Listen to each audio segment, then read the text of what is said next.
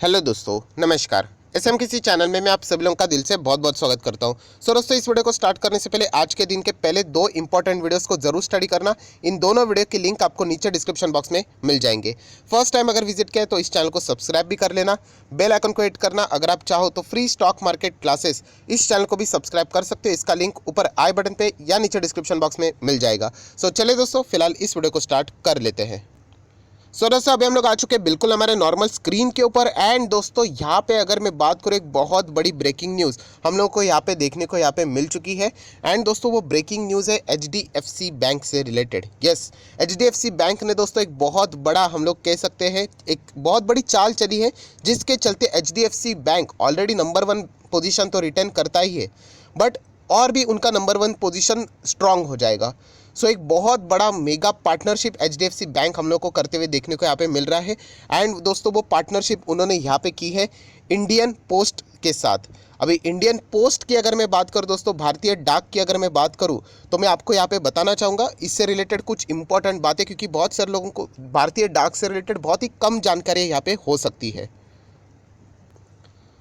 दोस्तों, भारतीय डाक, जैसे मैंने आप लोगों को कहा, आप थोड़ा सा इसके बारे में गूगल करके चेक कर सकते हो। मतलब हम लोगों को इतना तो पता है कि भारतीय डाक है, पोस्टमैन है, बट दोस्तों मैं आपको बताना चाहूँगा जितने एसबीआई की अगर मैं बात करूँ, एसबीआई तो आप लोगों को पता ही है कि कितने ज़्यादा कस्टमर है इनके पास। स्टेट बैंक ऑफ इंडिया, जितने एसबीआई के पास कस्टमर है उतने ही आप लोगों को इंडियन पोस्ट के पास कस्टमर्स देखने को यहाँ पे मिल जाते हैं। यस दोस्तों, इंडियन पोस्ट भी एक बहुत बड़ा कस्टमर बेस यहाँ पे होल्ड करता है, जो कि बहुत ही कम लोगों को यहाँ पे इसके बारे में पता है। दोस्तों, यहाँ पे अगर मैं बात करूँ, जब भी हम लोग पैसा रखने की बात करते हैं, हम लोग कहाँ पे पैसा रखने की बात करते हैं? यूजुअली बैंक्स में। दोस्तों, अगर आप चाहो तो पोस्ट में भी पैसा रख सकते हो, सेम बैंक्स जैसे ही आप लोगों को। इनफैक्ट बैंक से भी थोड़ा सा ज़्यादा इंटरेस्ट आप लोगों को पोस्ट में देखने को यहाँ पे मिल जाता है। दोस्तों, जब बैंक्स की अगर हम लोग बात करते हैं ना, बैंक्स यहाँ पे यूजुअली कहाँ देखने को मिलते हैं आपको? सिटीज़ में देखने को मिलते हैं, या फिर अगर हम लोग रूरल एरिया की बात करें, राइट, वहाँ पे अगर हम लोग बात करें तो ऐसा बहुत सारी जगह रहेगा, वहाँ पे जाके कोई एक बैंक आप लोगों को देखने को यहाँ पे मिल जाएगा। एंड दोस्तों, वहीं पे अगर मैं बात करूँ तो जो इंडियन पोस्ट है, राइट, इंडियन पोस्ट का दोस्तों सबसे बड़ा कस्टमर अगर कोई रहता है तो वो रूरल एरिया के कस्टमर रहते हैं। इनके पास इतना ज़बरदस्त रीच रहता है। एंड इनकी अगर मैं बैंक्स की बात करूँ, इंडियन पोस्ट की जो बैंक है उसका सबसे मेन फीचर रहता है दोस्तों, डोर टू डोर स्टेप्स की सर्विसेज ये देते हैं। यस, अगर आपको बैंक से कोई भी काम करना होता है, यूजुअली आप बैंक्स की ओर जाते हैं, बट इंडियन पोस्ट की अगर आप लोगों को कोई सुविधाएं चाहिए तो ये लोग आपके दरवाजे तक यहाँ पे आ जाते हैं। जैसे मैंने कहा कि ये ज़्यादा फैसिलिटी आप लोगों को रूरल एरिया में देखने को यहाँ पे मिल जाती है, क्योंकि रूरल एरिया की अगर हम लोग बात करें, ज़्यादा मतलब पैसों को सेव करना ज़्यादा करके वो घर में ही चीज़ों को प्रेफर करते थे। तो इसलिए इंडियन पोस्ट उनको जाके ये सारी चीज़ें समझाता था। एंड इसीलिए उनके पैसे, बहुत ज़्यादा अकाउंट्स आप लोगों को रूरल एरिया के इंडियन पोस्ट के पास देखने को यहाँ पे मिल जाएंगे। एंड बहुत ही अच्छा कस्टमर बेस इनके पास यहाँ पे रहता है। एंड दोस्तों, यही सबसे बड़ा ब्रह्मास्त्र यहाँ पे एचडीएफसी बैंक ने यहाँ पे चला लिया कि सिटी को तो हर कोई कैप्चर कर ही लेता है, बट आप लोगों को पता है कि अभी इंडिया में डिजिटल प्लेटफॉर्म इतना बढ़ चुका है कि गांव में भी आप लोगों को, रूरल एरिया में भी आप लोगों को यहाँ पे डिजिटल पेमेंट से सुविधाएं देखने को यहाँ पे मिल रही है। नो डाउट दोस्तों, अभी जो पुरानी चीज़ें हम लोग सोचते थे रूरल एरिया, बट उस तरीके की चीज़ें अभी नहीं रही है, वो बहुत ही अभी आगे यहाँ पे निकल चुके हैं। एंड सिटी में जितना जैसे कारोबार चलता है, वही चीज़ें अभी हम लोग को विलेजेस की ओर या फिर रूरल एरियाज में हम लोग को देखने को यहाँ पे मिल जाते हैं।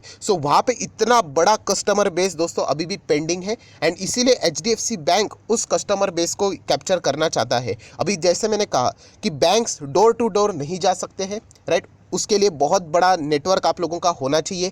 एबीसीडी से स्टार्ट करना पड़ेगा, बहुत ज़्यादा खर्चा करना पड़ेगा, बहुत ज़्यादा मतलब आप बोल सकते हैं एक फोर्स भी आप लोगों को चाहिए।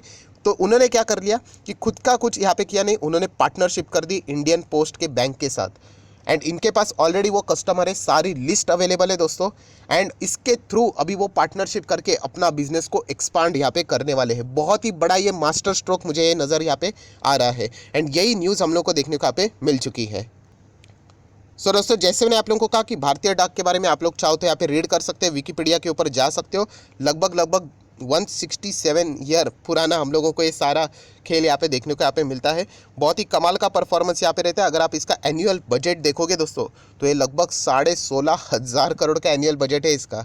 बट जैसे मैंने कहा, इनकी जो रीच रहती है वो कहाँ पे रहती है, रूरल एरिया में हम लोग को ज़्यादा देखने को यहाँ पे मिलते हैं। एंड ये पूरा का पूरा आप लोगों को पता है गवर्नमेंट के अंडर ही हम लोग को आते हुए देखने को यहाँ पे मिल जाता है। सो जो न्यूज़ अभी हम लोग को यहाँ पे देखने को मिल चुकी है, जैसे कि मैंने कहा कि HDFC बैंक ने टाई अप किया है with the Indian post payment bank, जिसको हम लोग IPPB के नाम से भी जानते हैं। किसके लिए?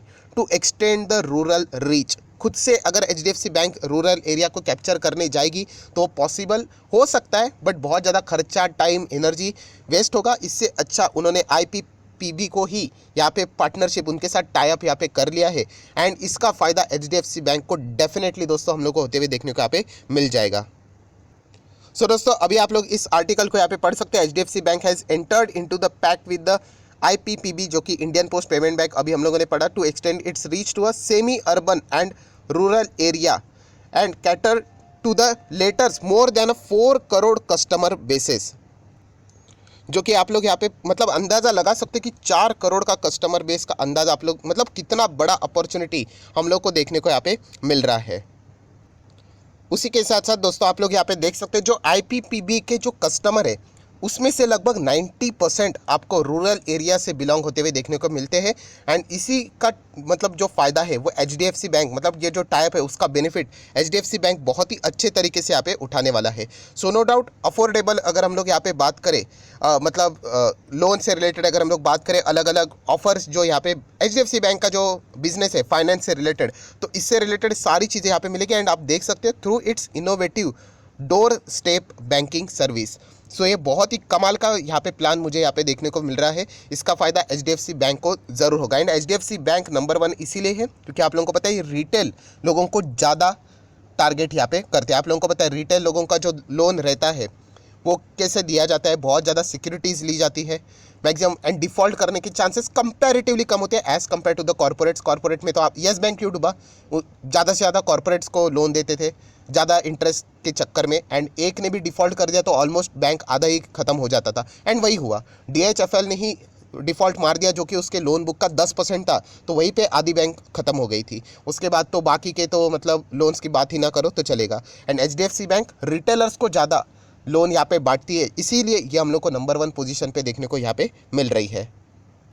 सो दोस्तों आप लोगों ने यहाँ पे मेन न्यूज़ तो यहाँ पे देख लिए। एंड इसी का फ़ायदा जैसे मैंने कहा कि HDFC बैंक को अभी तो यहाँ पे न्यूज़ का तो फ़ायदा होगा ही होगा, लॉन्ग टर्म में भी HDFC बैंक का बिजनेस हम लोग को बहुत ही अच्छी तरीके से ग्रो होते हुए देखने को यहाँ पे मिल जाएगा। So no doubt HDFC bank अगर मैं बात करूँ एक साल में तो कुछ खास यहाँ पे परफॉर्मेंस तो नहीं है, लगभग 10% के ही रिटर्न्स हम लोग को देखने को यहाँ पे मिल रहे हैं।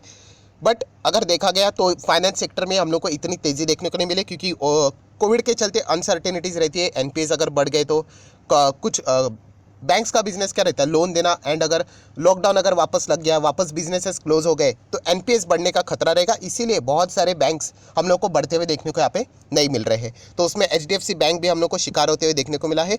बट फाइनली अगर हम लोग बात करें इस चीज़ का जो फ़ायदा है वो HDFC बैंक को फ्यूचर में ज़रूर होगा, क्योंकि ये पहले का भी जो खतरा देखने को यहाँ पे मिल रहा था NPAs से रिलेटेड वो भी एक्सटर्नल था। हर किसी बैंक के ऊपर यहाँ पे शक की निगाह से ही देखा जाता था कि कई लोन इनके ज़्यादा डिफ़ॉल्ट तो नहीं होंगे, NPAs बढ़ेंगे तो नहीं, प्रोविजन बढ़ेंगे तो नहीं, तो उसका फ़ायदा आप लोगों ने ज़रूर उठाना चाहिए। एंड HDFC बैंक जैसे शेयर को अगर आपके पास है ये पोर्टफोलियो में तो लॉन्ग टर्म के लिए ज़रूर कंटिन्यू यहाँ पे करना चाहिए। नो डाउट एक साल में इतने खास रिटर्न नहीं बने, बट अगर आप 5-5 साल का खेल खेलते हो तो आप देख सकते हो 100-150% के रिटर्न यहाँ पे ज़रूर बनते हैं। सो वीडियो को क्लोज करते वक्त इतना ही कहना चाहूँगा डिस्क्लेमर के साथ, येस HDFC बैंक मेरे पास भी है, बहुत ही पुराने समय से बहुत ही कमाल के रिटर्न मिल रहे, 3-3 डिजिट में ये चलता था तब से जब HDFC बैंक ने स्प्लिट भी दिया था उसके पहले से ही यहाँ पे मेरे पास है। एंड अभी भी यहाँ पे मैं उन स्टॉक्स को होल्ड करता हूँ, अच्छा खासा परफॉर्मेंस देखने को मिलता है। सो ये जो इंडियन पोस्ट के साथ उन्होंने जो पार्टनरशिप की है डेफिनेटली इनके लिए वो गेम चेंजर साबित यहाँ पे होने वाले। 4 करोड़ का कस्टमर बेस यहाँ पे देखने को मिल रहा है। एंड आप अंदाज़ा लगा सकते हो कि कितना ज़बरदस्त हम लोगों को वहाँ पे अपॉर्चुनिटी देखने को वहाँ पे मिल सकती है। सो आशा करता हूँ आप लोगों को वीडियो पसंद आया होगा, तो चाहो तो इस वीडियो को लाइक एंड शेयर भी यहाँ पे कर सकते हो। So that's it, thank you very much दोस्तों, we will be meeting our next video, तब तक के लिए बाय बाय।